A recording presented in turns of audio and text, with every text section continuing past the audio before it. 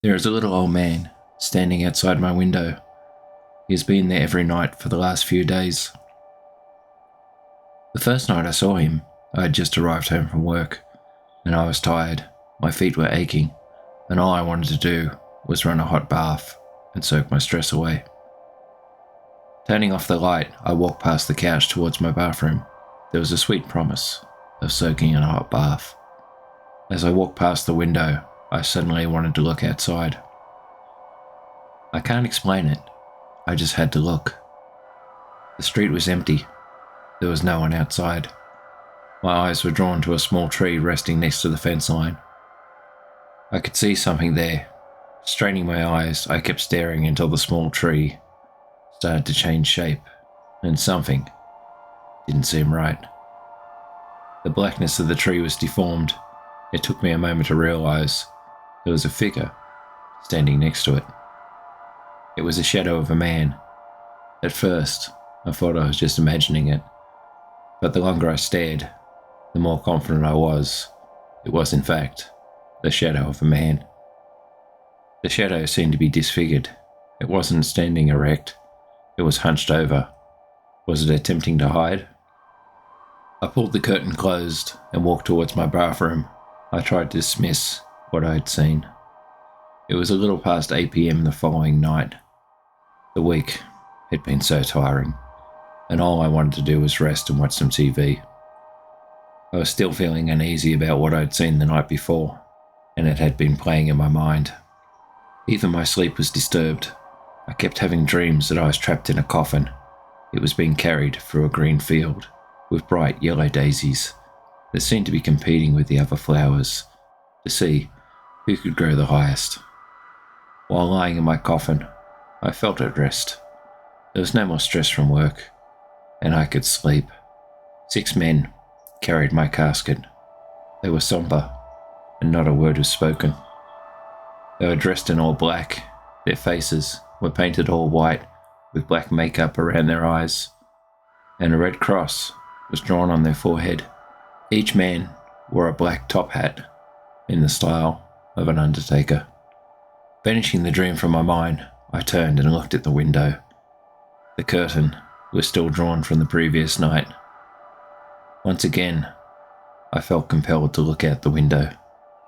My hand reached up before I could think about it. The curtain's metal hoops scraped across the wooden rod as the night entered my room.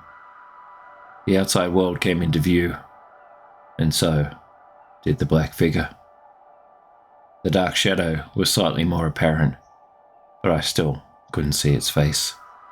The figure's shape was more distinct now, and I could see it was hunched over, almost like its back was broken somehow.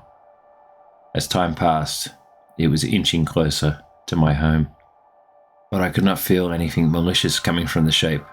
A warm, comforting feeling washed over me, almost like my dream. That night, my sleep was tortured again. I was once again resting in my coffin, and the pallbearers carried me forward. The green fields faded into dark. The moon was hidden from view, and the darkness covered us all. They marched ever forward to my resting place, never tiring. Step after step, they kept going. Their footsteps were silent, almost like they were floating and not walking. A large iron gate came into view. On either side there was large grey stone walls.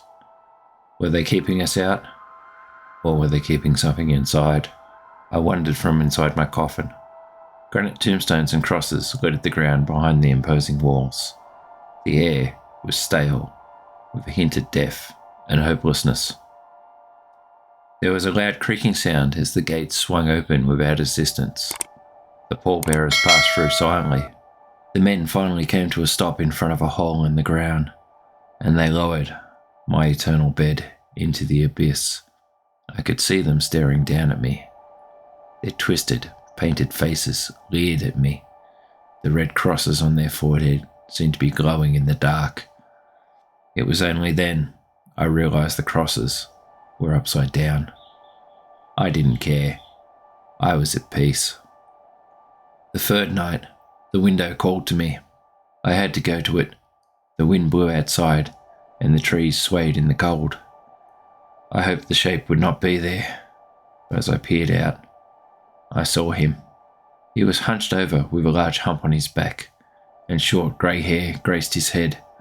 It seemed almost to glow silver in the moonlight. He had the kindest brown eyes that reminded me of my deceased grandfather. His hand raised and he waved at me. Could he see me through the window? A warm smile grew on his face. He looked so harmless.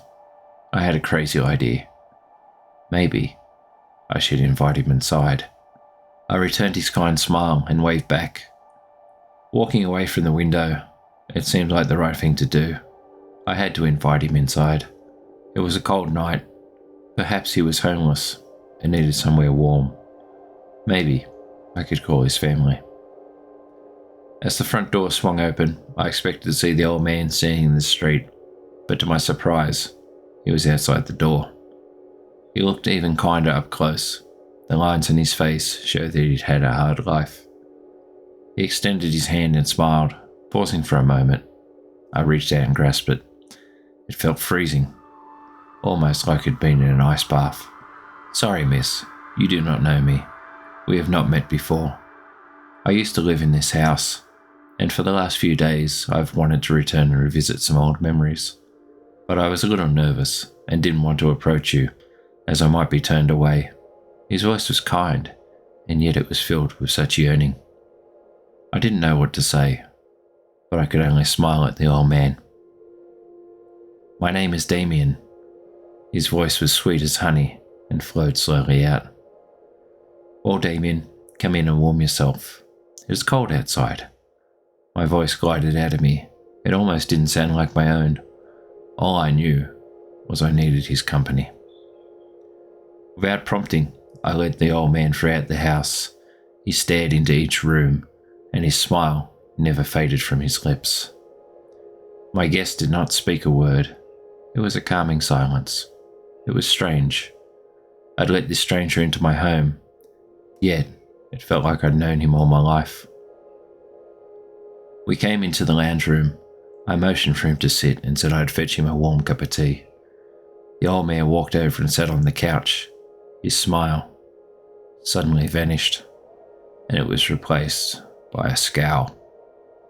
I was momentarily taken aback, and I reassured him that I'd return shortly. As I prepared the tea, I called out to him, Damien, I'm glad you stopped by tonight. You're always welcome to come back any day you want, I yelled from the kitchen, but I was greeted once again by silence. I returned to the lounge room with 2 cups of milk tea, the aroma filling the room. As I stepped into it, I almost dropped the cups. The old man was gone. I searched for the old man, but he had vanished into thin air. The next day I turned on my computer and it whirled to life. It was old, so it took a few minutes to boot up. Opening the search engine, I entered my address and the word Damien.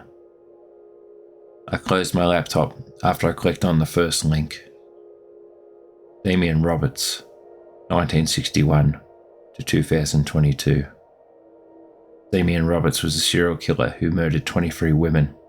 He would gain access to his victim's home by pretending that he previously lived there, and he would ask them if he could look around and relive some old memories. He would walk up behind the women and attack them with a hammer, bludgeoning them to death. Then he would place them into a coffin and bury them in an old graveyard just outside of town. There was an image of a cemetery where the women were laid to rest. A large, iron-wrought gate stared at me from the image and my dreams. Beside the gate were the statues of 6 men, 3 of them on either side of the gate. They were dressed as undertakers, and each one wore a top hat. The last thing I read before slamming my laptop shut was the name of the last woman, Marie Baker. She was murdered brutally, and she lived in my house. Thank you for watching. I hope you enjoyed today's lullaby. If you like my content, please comment, like, and subscribe. And remember, keep watching for what's in the dark.